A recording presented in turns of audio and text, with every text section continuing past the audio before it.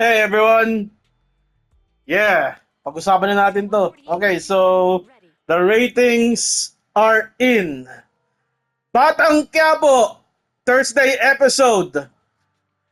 Ratings 803,123. Ito ang laban, ang sagupaan ni Rigor at ni Tanggol. AEW Dynamite, where the Hurt Syndicate won the AEW Tag Team Championship against Private Party, 655,000 viewers. So, ang masasabi ko lang, tinalo, Batang Quiapo, destroyed, ruined, embarrassed, all Elite Wrestling Dynamite in terms of viewership. Bakit? Why did this happen? So, the week-long storyline that has been going on sa Batang Quiapo ay ang sagupaan ni Tanggol, played by Coco Martin, at ni Rigor, played by John Estrada. Si Rigor, ang stepfather or foster father ni Coco Martin. Tapos, si Tanggol, yun, foster father ni Tanggol. At minaltrato siya. Yun yung pinaka long-running storyline. And all week long, ABS-CBN, Coco Martin, CCM Productions have been teasing what would be the fate of Rigor. Okay. Nagsimula ito sa Lunes, yung dumating si Ramon Montenegro. Ito yung tunay na tatay ni Tanggol. Okay? At dumating si David, in-stop niya kasi si David, yung kapatid ni Tanggol, nag-impersonate bilang anak ni Ramon. Alam ni David yung buong katotohanan na si Tanggol ay, bastardong anak ni Marites, yung nanay nila.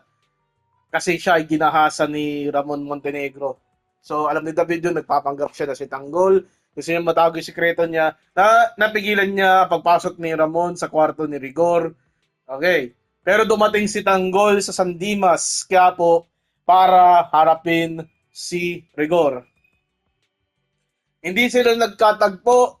Si Tanggol nagtago, nakiinom sa mga tambay, habang si Rigor nagtrabaho bilang isang pulis. Tapos, Tuesday, Wednesday, may parang arc na nangyari ng gulo si Tanggol si San Dimas, habang si Rigor, hinuli niya yung parang crime group na pinamumunuan ni Lito Lapid, Primo, yung karakter niya, dun sa pasugalan. Pero naasar itong si Rigor sa kanyang superior na si Colonel Pacheco dahil doon sa sagupaan na yun laban sa criminal group ni Lito Lapid, napatay si Colonel Suarez. Okay? Si King Gutierrez. So si General Pacheco binugbog ni Rigor. So mainit yung ulo ni Rigor at umuwi siya habang nag-aabang si Tanggol sa pagdating ng kanyang deadbeat dad. Okay. Wednesday ng gabi, yung huling segment ng Batang Quiapo, nagkaputukan ng baril, nagkapulan. And Thursday is like the climax. Okay? Ito na yung hinihintay natin. Sago pa ang Rigor versus Tanggol. Ang nangyari, first part ng palabas is yung recap ng nangyari ng Wednesday. Parang in-expand yung kwento nung huling segment ng Wednesday. Second part of the show, kasi mahaba ad break sa ABS-CBN mahaba yung ad break, okay? So, having a long ad break while retaining 803,000 viewers is such a good feat, okay? Baka nga mas mataas pa yung viewer kung hindi mahaba yung ad break And take note, YouTube ito, hindi to network television, okay? Yun. So, nagkatagpo si Tanggol sa Sigor, mano e mano yun nangyari na laban. And let's say what happened to Rigor is what he deserves after all the torment he has given Tanggol since nung bata pa siya. So, no match si Rigor. Pinagbubugbog ni Tanggol si Rigor. Sinapak niya sa tiyan, sinapak niya sa muka, tumba si Rigor. Inampas niya nung ano ng gulong, yung bakal, yung support ng gulong. Kasi di ba yung gulong may goma. Tapos may suporta yon. Oh, inampas niya si Rigor doon. Thrice sa muka. Bagsak, binalibag sa mga gulong. Inampas rin siya ng wooden chair eh. Good God Almighty, he could have been broken in half, pare. Kami siya sabi ko, grabe pare, yun yung na-experience ni Rigor eh. It's like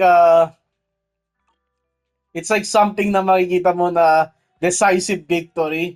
Okay? Tapos, hinampas pa ni Tanggol si Rigor sa likod, sa spine. Nung parang base ng electric fan. O yun, di ba may electric fan yung nakatayo? Yung base nun, ginamit ni Tanggol, hinambalos niya sa likod ni Rigor. Grabe. And, ayun. Yun. Handusay si Rigor, tuguan. Tapos binugbog siya nung kanyang minaltratong, hindi naman niya anak kasi si Tanggol bastardo, hindi siya talaga anak ni Rigor. And who can blame Tanggol? Nagtitimpi na siya, dumating yung mga kaibigan niya. Hindi siya pinigilan eh. Ano lang talaga eh. Alam mo yun? Yung hindi, wag tayo makialam, di ba? Ganun lang ang you can feel the intensity talaga nung galit ni Tanggol. Maganda yung facial expression. Rigor or John Estrada was selling the injuries really, really well. The cinematography was really brilliant, di ba? Kasi kung makita nyo yung cinematography niya, wow! Yung color grading ng scene, yung choreography, yun. Parang ka nakikita talaga na isang parang last man standing match sa pagitan ng dalawa eh. Ito yung last man standing match na binook into Philippine television. Yung magsasabi na hindi maganda yung kwento ng Batang Quiapo, I really disagree. Kasi Coco Martin really knows how to go to a long-term storytelling. Ito yung isa sa mga payoff ng long-term storytelling. Ngayon, ano mangyayari? Okay. Ano nangyari sunod? At nabugbog si Rigor. Handusay. Dumating si Marites.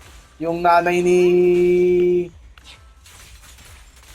Actually, nanay ni Tanggol. Sinabi nun ni Marites ang buong katotohanan. Anak siya ni Ramon Montenegro. Tanggol, with a gun on his hand, shoots the ground. Hindi niya binaril si Rigor. Binaril niya yung lupa. Warning shots. It shows na may goodness pa rin si Tanggol sa puso niya. That is storytelling. I'm telling you. That is storytelling, my friends. I haven't seen anything like it. You won't see anything like that ever before. That feeling. At ako halos mangiyak-yak no napanood ko yun. Grabe. Yun. So what happens next? Well, before all of this kasi, sinabi ko sa simula ng video ito, nagpapanggap si David. So nung nagwala si Tanggol, akala ni Ramon, yung Tanggol na nagwawala sa San Dimas, si David. So yung next episode preview, si Ramon naman abubog kay David. And take note, it's only Thursday. Today is Friday. Yung pagbubugbog at pagbaril ni Ramon kay David, it could be Friday until next week. Coco Martin knows how to keep us watching. At yun ay dapat ang matutunan ng mga bookers ng AEW. Because it's all about brilliant storytelling. Diba? That is, yun yung take ko. Yun yung take ko. I hope you all enjoy yung ating sinasabing Batang Quiapo. It's such wonderful This is your boy. Like, subscribe, hit that bell icon for more. Thank you for 10,000 subscribers. This is your 10,000 subscriber special review. Batang Quiapo, amazing. Rigor versus Tanggol, amazing.